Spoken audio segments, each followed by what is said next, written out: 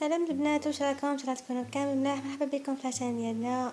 انا البنات راني رجعت لكم بفيديو جديد. حبيت نشارك معكم هاد لا فيديو ان شاء الله راح تكون خفيفه ظريفه.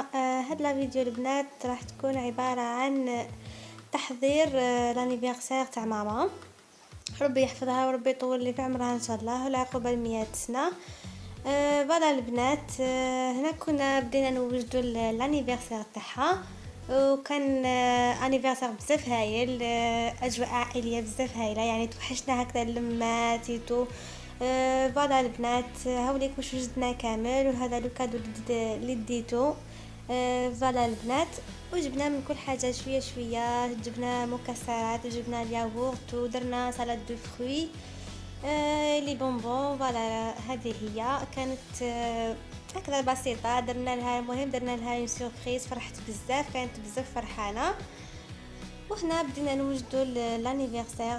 جينا نحطوا كامل واش وجدنا باش نحتفلوا بالانيفرسير تاع ماما. هنا البنات اختي اللي كانت توجد، وانا كنت نتبع بها غير بالكاميرا باش نفيلميها، باش نشارك مع حبيباتي الاجواء كيفاش جوزناها. وهذه هي البنات. لازم نغتنموا الفرص البنات. ربي يحفظكم والديكم ان شاء الله كامل تحتفلوا بزانيفيرسير تاعهم. لازم هكذا نفرحوهم ولو بحاجه بسيطه. يعني الوالدين ما نقدروش نعوضوا لهم كامل التعب تاعهم، بحاجه بسيطه يفرحوا هكذا يفرحوا بزاف. وهذه هي يعني كل واحد على حسب مقدوره. وهنا جينا شعلنا الشمع، الله يبارك قفلت دخلت في 54. ربي يطول في عمرها ان شاء الله. العام الجاي يكون انيفرسير ما خير ان شاء الله.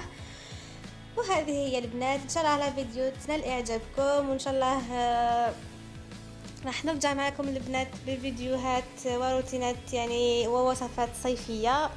ما لكم غير تشتركوا في القناه وتدعموني هكذا باش نتحفز اكثر واكثر وما نغيبش عليكم. وهذه هي البنات، ودكم بقالي غير نقول لكم فرجة ممتعة. نتلاقاو في فيديو قادم. سلام.